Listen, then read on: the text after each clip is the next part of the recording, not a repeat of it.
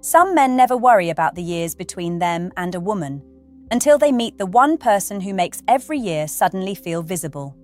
It happens quietly. You're talking. She's smiling. The conversation feels easy in a way you didn't expect. Then, almost out of nowhere, a number enters your mind before it ever enters the conversation. Her age. Your age. And somehow the space between those two numbers becomes louder than everything she has actually shown you. Maybe nobody else notices. Maybe she doesn't either. But you do. Because once that thought appears, it starts coloring every little moment. You wonder if you're saying the wrong thing, if she thinks you're too old or too young. You begin editing yourself without realizing it. Funny stories stay in your head. Compliments never leave your mouth. You become more careful when all you wanted was to be yourself. It's strange, isn't it? Sometimes the biggest obstacle isn't the age gap. It's the conversation happening inside your own mind. If you've ever caught yourself doing that, stay with me. And if these quiet conversations about relationships and human behavior speak to something you've been carrying for a long time, consider subscribing. There are more of them waiting for you, now. Something most people don't notice. When psychologists study long-term relationships, age itself usually tells a much smaller story than people imagine. What often matters more is whether two people are living in compatible emotional seasons. Think about that for a second. Not birthdays, seasons. A man can be 45 and still searching for approval from everyone around him. Another can be 26 and already know exactly who he is. A woman can be 30 and crave stability after years of chaos. Another can be 50 and still be excited by uncertainty and adventure. The calendar says one thing. Life experience says something completely different. And that's where people often get confused, because society teaches us to compare numbers. Real relationships usually compare emotional timing. Have you ever met someone who somehow felt familiar within an hour? Not because you had identical lives, but because your way of seeing the world seemed to fit. Conversations didn't feel forced. Silence wasn't uncomfortable. Neither of you seemed desperate to impress the other. That feeling. It's difficult to measure, yet many people remember it more clearly than they remember someone's exact age. Of course, this doesn't mean age never matters. Sometimes it does. Different life stages can bring different expectations about family, career, health, or where someone wants to live. Those conversations matter. Ignoring them rarely helps. But that's still different from assuming an age gap automatically decides whether two people belong together. Often, the fear arrives long before the facts do. I've spoken with men who spent months convincing themselves a woman couldn't possibly be interested because she was younger, only to later discover she had quietly been waiting for him to make a move. Not because she wanted an older man specifically, she simply liked how calm she felt around him. His confidence wasn't loud, it wasn't rehearsed. He listened. He laughed easily. He wasn't trying to compete with anyone. She noticed that. Meanwhile, he was busy worrying about candles on birthday cakes. Funny how the mind works. It protects us by imagining rejection before rejection has actually happened. That way, if nothing begins, nothing can end. Safe. Lonely. But safe. There's another side to this that almost nobody talks about. Sometimes men don't fear being judged. They fear being chosen, and then discovering they aren't emotionally ready for what comes next. That realization changes everything, because suddenly this isn't really about age anymore. It's about something much deeper. And once you see it, you'll never look at age gap relationships in quite the same way. There's a quiet question that slips into a man's mind when a relationship has an age gap. He rarely says it out loud. What if she likes the idea of me, but not the real me? That question can sit in the background for weeks, even months, because attraction feels exciting. But being truly seen, that feels risky. Imagine this. You're sitting across from her in a small cafe. She's telling you about something that happened at work. She's laughing halfway through the story because she knows she's terrible at explaining it. You aren't thinking about her age anymore. You're watching the way she smiles when she's embarrassed, the way she looks down before making eye contact again, the way she waits to see if you understood what she really meant. It's such a small moment, most people would miss it. But those tiny moments are often where emotional connection begins, not in dramatic confessions, not in perfectly planned dates, in ordinary moments where both people slowly decide, I think it's safe to be myself here. That's something psychology has observed again and again. People don't usually stay because someone looked impressive. They stay because they felt emotionally comfortable, and comfort is surprisingly rare. Many men spend years trying to become more attractive. Better clothes, better career, better body. Nothing wrong with any of that. But sometimes they overlook something much quieter. How another person feels after spending an hour with them. Do they feel heard, accepted, calm? Or do they leave feeling like they were performing? Those questions matter far more than most people realize. Now, let's talk about something uncomfortable. Sometimes an age gap becomes a mask, not intentionally, just gradually. A younger woman may begin assuming the older man always knows what to do, that he's confident every minute. That uncertainty doesn't affect him anymore. Meanwhile, he's lying awake at night wondering if he's disappointing her. He doesn't tell her, because he thinks confidence means never admitting fear, so he carries it alone. The opposite can happen too. An older woman may be seen as emotionally perfect simply because she has more life experience. The younger man starts believing she never doubts herself, never feels insecure, never worries about being enough. But she's human. She has memories that still hurt, questions she still can't answer, dreams she quietly wonders if she's waited too long to chase. See how quickly people stop seeing each other? Instead, they begin seeing roles. The older one, the younger one. The relationship slowly becomes a performance built around expectations that neither person actually chose, and that's exhausting. Because eventually someone slips, someone gets scared, someone cries, someone admits they don't know what they're doing. Ironically, that moment often brings them closer, not farther apart. Why? Because authenticity has a strange effect on people. It removes the pressure to pretend. You don't have to be the wise one every day. You don't have to be the carefree one every day. You just have to be honest enough that the other person knows where you actually are. There's another detail many people overlook. The beginning of an age gap relationship often feels louder than the relationship itself. Friends have opinions. Family has opinions. Sometimes complete strangers have opinions. People who know almost nothing about the connection somehow feel comfortable judging it. And even when nobody says anything directly, you imagine what they might be thinking. That imagined audience can become surprisingly powerful. You start changing your behavior. You hesitate before holding her hand in public. You wonder if people are staring. You notice reflections in shop windows instead of enjoying the walk. But here's something I've seen over and over. Most people are far more focused on their own lives than we assume. The voice criticizing you the loudest may not belong to anyone outside. It may be your own. And once that realization begins to settle, another question quietly appears. If the biggest obstacle isn't the years between two people, then what actually causes some age gap relationships to become deeply fulfilling, while others slowly fall apart? The answer has very little to do with birthdays, and almost everything to do with something neither person notices at first. There's a moment that doesn't happen on the first date.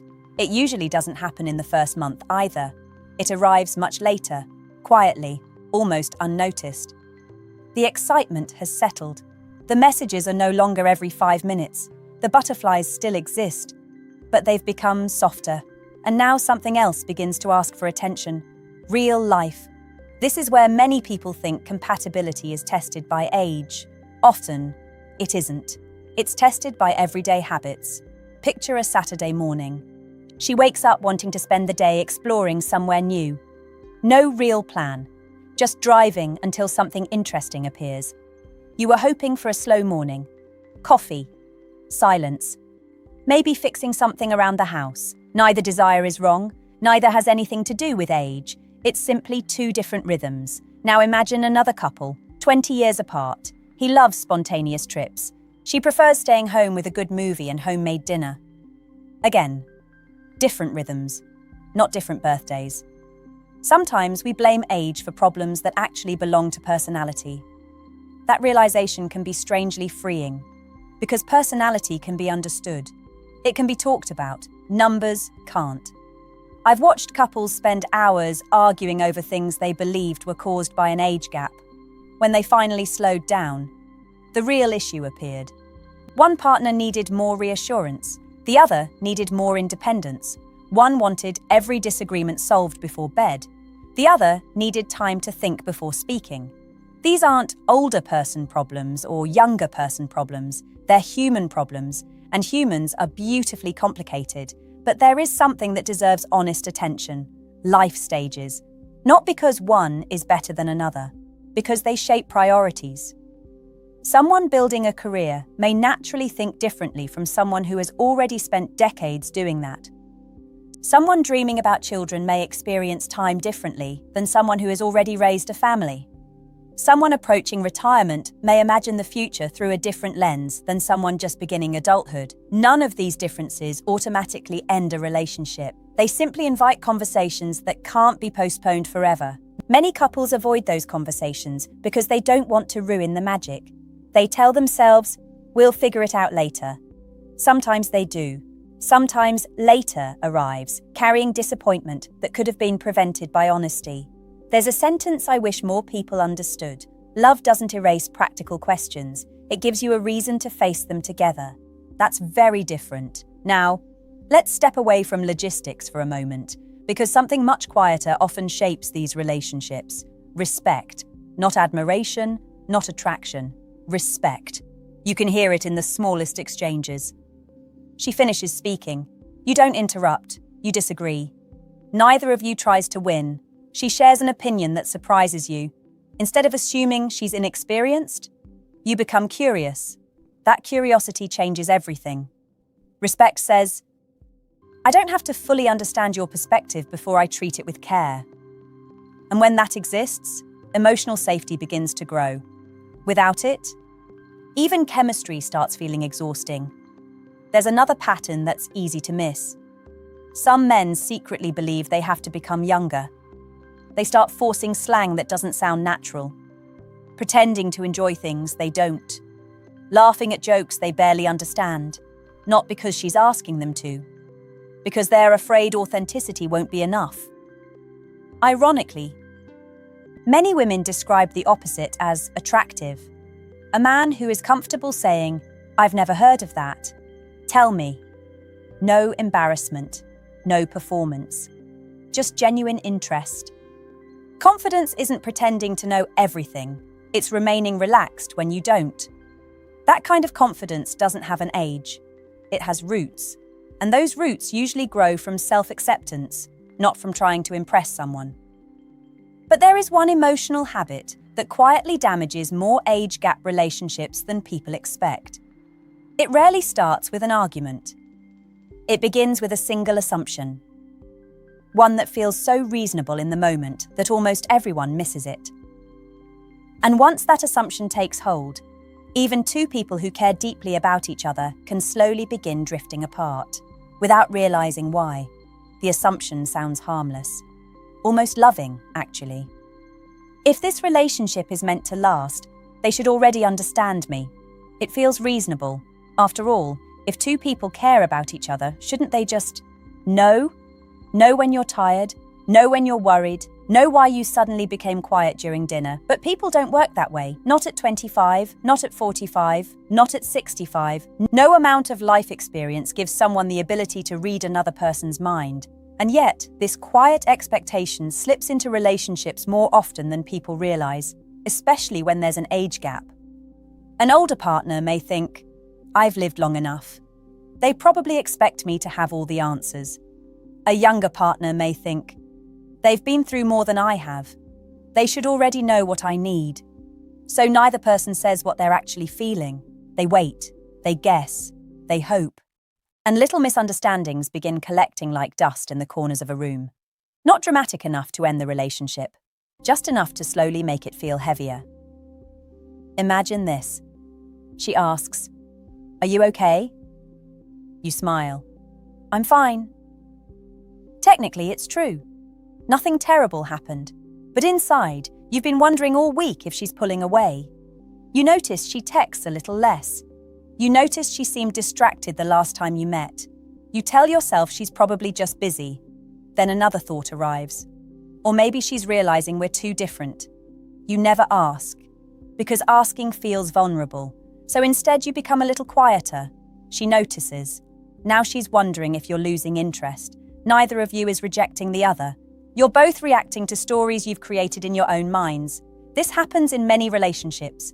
Age gaps don't create it, but they can sometimes give those stories more material to work with. That's why emotional maturity isn't about never feeling insecure. It's about becoming curious before becoming certain. There's a huge difference. Curiosity says, I've noticed something. Can we talk about it? Fear says, I already know what this means. One opens a conversation, the other quietly closes it before it even begins.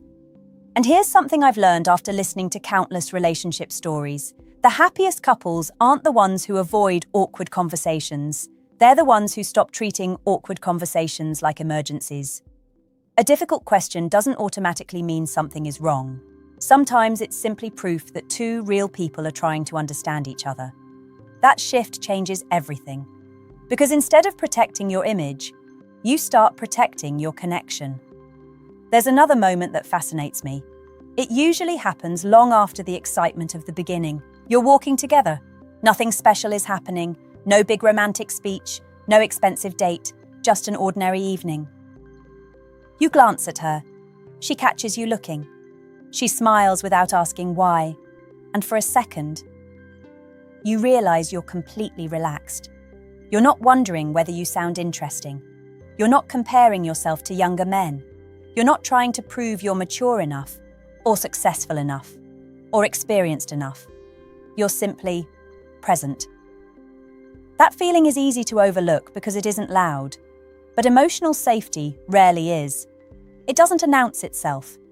It quietly replaces anxiety with peace, and perhaps that's one of the strongest signs that a relationship is growing in a healthy direction. Not constant excitement, not constant certainty, just the growing feeling that you don't have to perform anymore. Still, there's one final piece that many people never think about until years have passed. It has nothing to do with attraction, nothing to do with chemistry, nothing to do with what strangers think.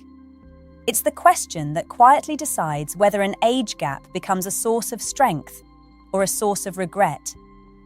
And once you hear it, you may find yourself looking back at every meaningful relationship in a completely different way.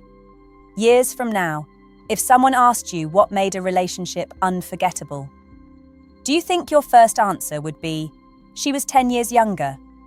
Or, she was 8 years older?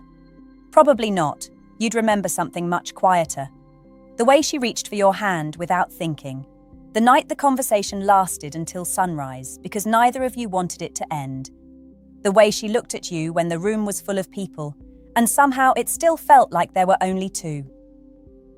Memory has an interesting way of filtering life. It rarely keeps the statistics, it keeps the feelings. And maybe that's why so many men look back years later and realize they spent too much time worrying about how a relationship appeared. And not enough time noticing how it actually felt. That realization can be painful, not because they made terrible choices, because they let fear speak louder than curiosity. Fear has a convincing voice. It whispers, people will judge you. She'll eventually leave for someone closer to her age. He won't understand your stage of life. Sometimes those concerns deserve attention. Sometimes they point to real differences that need honest discussion. But fear has another habit. It fills in the blanks with certainty before life has a chance to answer. Curiosity does something different. It asks, who is this person when nobody is watching? How do I feel after spending time with them? Can we disagree without trying to hurt each other? Can we dream about the future honestly, even when our timelines aren't identical? Those questions don't erase challenges. They simply point you toward the challenges that actually matter. Because every lasting relationship, whether the partners are the same age or decades apart, eventually leaves the excitement of being discovered. Then comes the quieter phase. the phase where two people gradually stop asking, "Do you like me?" and begin asking, "Can we build a life that still feels like ourselves?" That's not a glamorous question. It doesn't fit neatly into a movie scene, but it's often where real intimacy begins. I've noticed something else over the years. The men who seem most at peace in their relationships aren't necessarily the most confident when they start. Many begin with doubts, with hesitation, with moments of wondering if they're enough. The difference is that they don't let those doubts become their identity. They remain open. They ask difficult questions instead of avoiding them. They admit uncertainty instead of hiding behind pride. And in doing so, they give the other person permission to do the same. That's how trust grows. Not all at once. In tiny moments. One honest conversation. One apology that isn't defensive. One difficult topic that ends with greater understanding instead of greater distance. It doesn't happen because the calendar says you're compatible. It happens because day after day, both people choose honesty over performance. So if you're thinking about someone right now, someone whose age has made you hesitate, don't rush to convince yourself it's perfect. But don't rush to convince yourself it's impossible either. Pay attention to what actually unfolds between you. Notice whether respect grows, whether communication becomes easier instead of harder, whether both of you can be honest without feeling punished for it. Those are signs worth noticing, because in the end, age can shape a relationship. It can influence timing, priorities, and the conversations that need to happen. But it doesn't write the entire story. The story is written much more quietly, in patience, in mutual respect, in emotional courage, and in two people who, despite their differences, keep choosing to understand each other a little more today than they did yesterday. Perhaps that's the real science behind age gap relationships. Not that love ignores time, but that healthy relationships are built by people who refuse to let time become the only thing they see.